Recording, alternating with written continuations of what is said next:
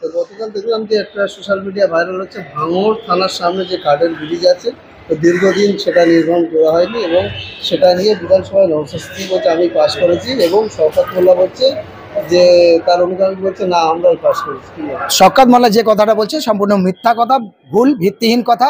কারণ তিনি যদি তার কোনো কাজ করার হয় নিয়ম অনুযায়ী, সরকারি রুলস অনুযায়ী এবং সাংবিধানিক নিয়ম অনুযায়ী, সে তার নিজের বিধানসভায় এখনো পর্যন্ত আপনি যাবেন, একদম মৌখালি থেকে ছেড়ে এসে যদি বলি ক্যানিং থেকে শুরু করে তালদি থেকে পুরো রাস্তাগুলো হোঁচট খাবে। একটা গর্ভবতী মা, অসুস্থ পেশেন্ট, সেই রাস্তা চলার ক্ষমতা নেই। সেই রাস্তাটা আগে করে রাখাক, তারপর ভাঙড়ে এসে করবে আর করে। ভাঙড়ে এসে যেটা করতে পারে সেটা খুন, মার্ডার, সন্ত্রাস করতে পারে। পরে ভাঙড়ের বিধায়ক হিসাবে, জনপ্রতিনিধি হিসাবে এটা বিধানসভায় প্রস্তাব অবশ্যই নওশাদ সিদ্দিকী এনেছেন এবং নওশাদ সিদ্দিকীর মধ্যে সেই স্বচ্ছতা আছে আমরা ভাবি, এবং সেটাই আমরা উপলব্ধি করেছি এবং দেখেছি। ভাঙড়ের মানুষকে কি ভুল বোঝানো হচ্ছে? ভাঙড়ের মানুষকে সম্পূর্ণ ভুল বোঝাচ্ছে শওকত মোল্লার নেতৃত্বে দিয়ে। শওকত মোল্লার তো একটা লজ্জা থাকা উচিত। কদিন আগে যে কোর কমিটি হচ্ছে, সেই কোর কমিটি তার গ্রহণযোগ্যতা পেল না। শওকত মোল্লাকে দিয়ে যা তুই বোম মারামারি কর, তুই মারামারি কর, কাটাকাটি কর, দাঙ্গা কর। ওই একটা কথা বলতে পারলো যে আজকে এতগুলো ঘটনাগুলো ঘটছে যে কোর কমিটি থেকে বাদ, তারপর বিজেপির নেতা এত বড় কথা বলছে, সেই নিয়ে তার প্রস্তাব বলতে পারছে না। সেটা নিয়ে কোনো কথা নেই। সংখ্যালঘুদের অন্য বিষয় সাবজেক্ট নিয়ে বিধানসভাতে শওকত মোল্লার কোনো কথা নেই, কিন্তু ভাঙড় নিয়ে দাঙ্গা বাঁধাচ্ছে।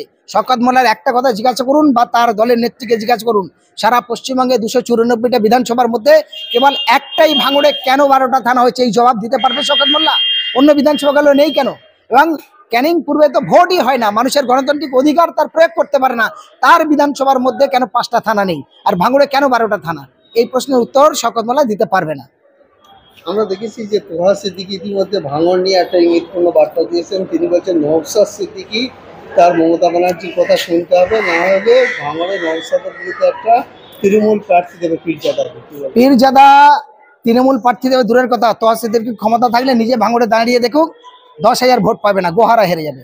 তোহা সিদ্দিকীর সারা জীবন দালালি কাজ, সারা জীবন ও তৃণমূলের দালালি করেছে, কখনো বিজেপির দালালি করেছে। ও সেই তৃণমূল নেতাদের মতো অর্থগতি ক্ষমতা ছাড়া আর কিছু বোঝে না।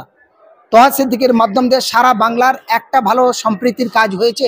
আজ পর্যন্ত তোহা সিদ্দিকী কোনো সংখ্যালঘুদের হয়ে একটা কথা বলতে পেরেছে? আনিস খানের খুন হয়েছে, একটা কথা বলতে পেরেছে? একটা সভা করেছে? আবু সিদ্দিকের খুন হয়েছে, একটা কথা বলতে পেরেছে? তারপর সাবির আলী মল্লিককে পিটিয়ে মেরেছে, আরিয়ান বিশ্বাসকে পিটিয়ে মেরেছে, তোহা সিদ্দিকী একটা প্রতিবাদ সভা করতে পেরেছে? ওর কাজ দু একটা ভূ ভাউ কথা বলবে, গিয়ে তৃণমূল নেত্রীকে পার চটি চাটবে। ওই চটি চাটারা ওইসব কথা বলবে। ভাঙড়ের মানুষ ওর কথা এবং বাংলার মানুষ তোহা সিদ্দিকীর কথার কেউ গুরুত্ব দেয় না। গত দুদিন আগে বিধায়ক নওশাদ সিদ্দিকী তিনি শিয়ালদায় গেলেন এবং বিশেষ ট্রেন বাড়ানোর জন্য তিনি আবেদন করলেন, কেন সামনে সোমবার এবং মঙ্গলবার ঈদ হতে পারে, মুসলিমদের বিশেষ একটা সেই জন্য বাইরে থেকে যারা আসবে তাদের জন্য বিশেষ ট্রেনের আবেদন করলেন। একদম, আমি বিধায়ক নওশাদ সিদ্দিকীকে এই সঠিক প্রস্তাবটা আনার জন্য আমি ওনাকে ধন্যবাদ জানাই। একজন মানবাধিকার কর্মী হিসাবে, একজন সামাজিক মানুষ হিসাবে মনে করি প্রত্যেকটা উৎসব উপলক্ষে, পরবের উপলক্ষে যদি সবার ক্ষেত্রে ট্রেনের ব্যবস্থা করা থাকে, কেন্দ্রীয় সরকার করেন, রাজ্য সরকার তাদের এক্সট্রা ছুটি ঘোষণা করে, বিভিন্ন রকম প্যাকেজ করে, তাহলে পশ্চিমবঙ্গে 3.5 কোটির ঊর্ধ্বে সংখ্যালঘু মুসলমানদের বসবাস এবং এই মুসলমানের দ্বারায় অন্য কোনো জাতি, ধর্ম, বর্ণ, দল, মত নির্বিশেষে কোনো মানুষের আঘাত, আক্রমণ এখনো পর্যন্ত হয়েছে বলে আমার জানা নেই। কিন্তু তারপরেও সেই ধর্মীয় মানুষের যারা শান্তি শৃঙ্খলা বজায় রাখার জন্য বারবার বলিদান দিচ্ছে, বারবার রক্ত দিচ্ছে, বারবার সম্প্রীতির বার্তা দিচ্ছে, বিভিন্ন সভা সমিতি, মিছিল ইত্যাদি জায়গায় তারা বার্তা দিতে চায় যে আমরা হিন্দু মুসলমান ভাই ভাই, আমাদের মধ্যে কোনো ভেদাভেদ নাই। তাহলে সমস্ত পর্বের জন্য যদি ট্রেন থাকে, বাস থাকে, ছুটি, এক্সট্রা ছুটি থাকে, তাহলে বছরে একটাই হলো ঈদ, হ্যাঁ, এই রোজার ঈদের জন্য, তাহলে কেন দুদিন ছুটি হবে না? কেন এক্সট্রা জোড়া ট্রেন দেবে না? বিধায়ক নওশাদ সিদ্দিকী যেটা বলেছে আমরা ধন্যবাদ জানাই। তিনি একটাই মাত্র বিধায়ক হওয়ার পরেও তিনি সঠিক প্রস্তাব বিধানসভায় প্রস্তাব রেখেছেন, এটা আমরা ধন্যবাদ জানাই, এবং এক্সট্রা ট্রেন দেওয়াটা উচিত। আমরা দেখেছি যে ভোট আসলে সংখ্যালঘু, যেমন কিছুদিন আগে মুখ্যমন্ত্রী কোচবিহার গেলেন এবং বিভিন্ন এলাকায় যায়, কিন্তু তৃণমূল কংগ্রেসের 41 জন এবং 42 জন এমএলএ সংখ্যালঘু থাকলেও তারা এই আবেদন করেন। নওশাদ সিদ্দিকীকে করতে হচ্ছে। দেখুন, যে মুসলমানের যে এমএলএ গুলো আছে তারা তো হলো বলির পাঠা, তাদের লক্ষ্য একটা, অর্থ, গদি, ক্ষমতা। যদি দিদির ওপরে কথা বলে তাহলে তাহলে এদের হয়তো তাদের অর্থ গদি ক্ষমতা দুটোই চলে যাবে। আর এদের কাছে সব থেকে বড় কথা, 100 যদি নিজের এলাকার লোক বলি হয়ে যায়, এরা কিন্তু পেছনে তাকায় না। কারণ এরা দিদি যদি পেচ্ছাপ করে বলে এটা পেচ্ছাপ নয় জল, এই সংখ্যালঘু যে সমস্ত বিধায়কগুলো আছে তাদের সেই জল বলে মেনে নিতে হয় নোংরাকে। কেন এই কথাটা কেন বলছি, দেখুন এর আগে একাধিক ঘটনাগুলো ঘটছে। সেই ঘটনা নিয়ে সিদ্দিকুল্লাহ চৌধুরী বলেছেন, আরও দু একজন বলেছেন, কিন্তু বাকি সংখ্যালঘু যে বিধায়কগুলো আছে তারা কোথায়? কয়েকদিন আগে নেতাজি ইন্ডোর স্টেডিয়ামে তৃণমূলের স্টেট কোর কমিটি গঠন হয়েছে। সেই কোর কমিটির মধ্যে একটাও কোনো মুসলিম লিডারের নাম এসছে? কোনো বিধায়কের নাম রাজ্য কমিটি এসছে? আসেনি। তার মানেটা কি? এটা বুঝে নিতে হবে RSS এর দুটো ডানা, একটা হলো বিজেপি পরিচালনা করে, আর একটা ডানা হলো তৃণমূল পরিচালনা করে। ফলে তাদের বলার কোনো জায়গা নেই। এদের লক্ষ্য খালি একটাই, দুটো দলের ক্ষেত্র এক, যে কোনো পরে দাঙ্গা হোক মানুষ মরুক, কোনো যায় আসে না, কিন্তু তাদের লক্ষ্য একটাই, খালি ক্ষমতা দখল করুক। ফলে এরা টাকার এপিটার ওপিট। ফলে এই দুজনের বিকল্প মানুষ যদি বাংলার মানুষ ঐক্যবদ্ধভাবে সংগঠিতভাবে বিকল্প সরকার গঠন করতে না পারে 2026-এ, এখন কি ভয়ঙ্কর দেখছে, এর থেকে ভয়ঙ্করী আরো সন্ত্রাস, সাম্প্রদায়িক অত্যাচার, জুলুম, মূল্য বৃদ্ধি সমস্ত দিক থেকে বাড়বে। সেদিন মানুষের জীবনযাপনের ক্ষেত্রে খুব বিপজ্জনক এসে দাঁড়াবে। কিছুদিন আগে দেখলাম যে হুমায়ুন কবির, তিনি ভরতপুরে এমএলএ, তিনি একটা শুভেন্দু অধিকারীর বিরুদ্ধে একটা মন্তব্য করা, তাকে শোকজ করেছে। সেই ভয়তে কি তারা মুসলিমের হয়ে কিছু বলছে? আমি তো আগেই বললাম যে দেখুন, এরা কিছু কিছু মানুষ লিডারদের দিয়ে খেলাতে চায়। ফলে হুমায়ুন কবির কবে কি করেছে দেখার দরকার নেই, কিন্তু তিনি বাস্তব শুভেন্দু অধিকারীর বিরুদ্ধে যেটা বলা দরকার সেটাই বলেছে।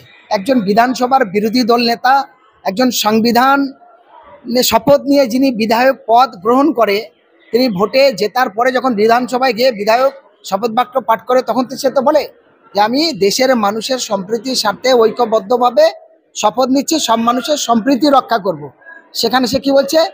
নির্দিষ্টভাবে রাজনৈতিক হিংসা এবং দাঙ্গা লাগিয়ে ক্ষমতায় পাওয়ার জন্য এবং প্রচারপত্র শিরোনামে থাকার জন্য শুভেন্দু অধিকারী বাড়তি বললেন যে কি পা দুটো আকাশে ঝুলিয়ে দেবো, মুন্ডুটা মাটি থেকে ঝুলিয়ে দিয়ে কেলাবো, এই জিহাদির বাচ্চা আয় আমি আসছি।